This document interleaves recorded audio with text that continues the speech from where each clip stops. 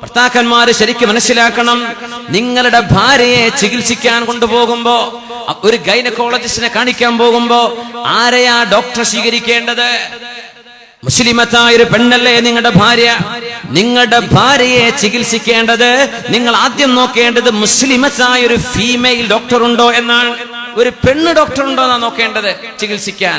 Female doctor ഉണ്ടോ, പെണ്ണ് doctor ഉണ്ടോ, മുസ്ലിമത്തായവൾ. അങ്ങനത്തെ ഒരു ഡോക്ടറും ഒരു ഹോസ്പിറ്റലിലും കിട്ടണില്ല നമുക്ക് ആക്സസിബിൾ ആയിട്ട്. എങ്കിൽ മുസ്ലിം അല്ലാത്ത ഒരു പെണ്ണ് ഡോക്ടർ, ലേഡി ഡോക്ടർ ആവണം. അടുത്ത ചോയ്സ് അതാണ്.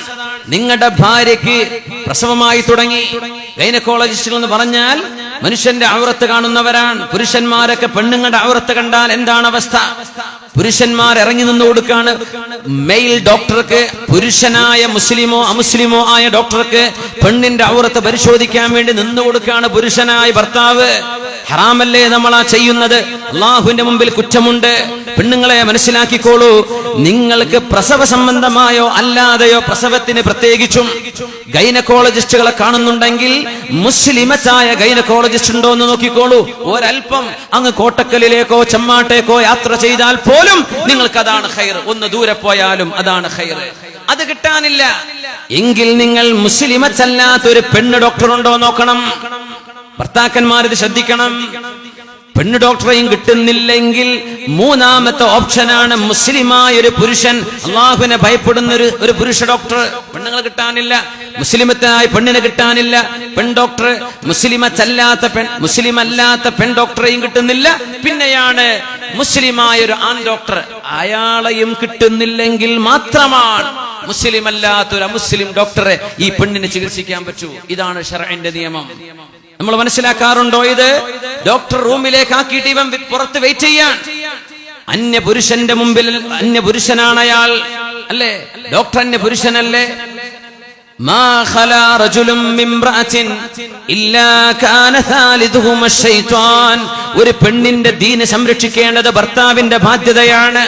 ആ പെണ്ണിന് അന്യപുരുഷന്റെ കൂടെ ഇരിക്കുന്നത് സ്വന്തം ഭർത്താവിന്റെ സാന്നിധ്യത്തിലാണെങ്കിൽ ഫിത്നയുടെ സാധ്യത കുറവുണ്ടവിടെ.